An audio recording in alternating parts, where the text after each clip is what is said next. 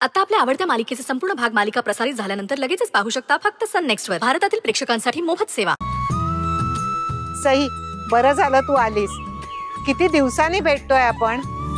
आणि ऐकलत का, आता ही आपली सई नाही राहिली आहे, ती सई देवांश जहागीरदार झाली आहे.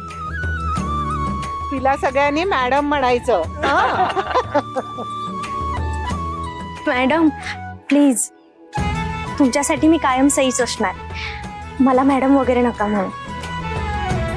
बरं बरं बरं. अगं पण तू एका फोनवर इकडे आलीस भूमिपूजनासाठी. खरंच खूप बरं वाटलं.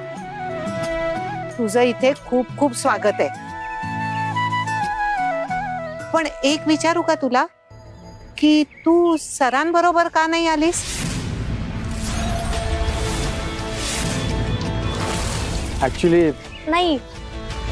ऍक्च्युली रेणुका मॅडमचा जेव्हा कॉल आला ना, तेव्हा मी माझ्याच घरी होते. म्हणून परस्पर मी स्कूटी घेऊन इकडे आले. आणि सरांचं आणि माझं जेव्हा बोलणं झालं ना, तेव्हा मी त्यांना म्हणाले की आपण डायरेक्ट इकडेच भेटूया. आणि असंही कार्यक्रमाला उशिरा पोहोचणं बरोबर नाही ना. अच्छा, म्हणजे अजूनही शाळेची वेळ पाळते तर सई. हो, सई अजून पण खूप पंक्च्युअल आहेत.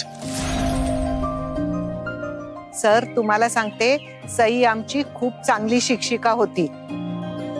तिची उणीव आम्हाला अजूनही जाणवते. तुम्हाला सांगते, सई सगळी कामं ना अगदी मनापासून करते. आणि म्हणूनच ती एकदम विद्यार्थ्यांची फेवरेट शिक्षिका होती. मॅडम, बहिणी आमच्या घरी सुद्धा सगळ्यांची फेवरेट आहे. देवांश सर, तुम्ही केलेल्या भरघोस मदतीमुळे आज शाळेची नवीन इमारत बांधण्याचं आमचं स्वप्न साकार होतंय. Thank you very much. नाही नाही मॅम, प्लीज मला थँक्यू म्हणू नका. हे फार काय असं विशेष केलं नाहीये. इनफॅक्ट मला असं वाटतं की तुम्ही सगळे जे काही करताय, मुलांना इतके चांगले संस्कार देताय, गरजू मुलांना एज्युकेट करताय, याच्यापेक्षा आणखी ग्रेट काय असू शकतं. थँक्यू.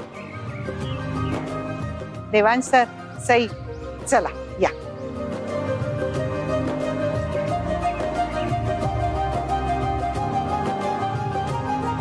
वहिनी,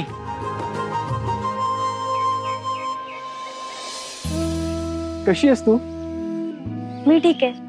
तू कसा आहेस? कैसा दिख रहा हूँ?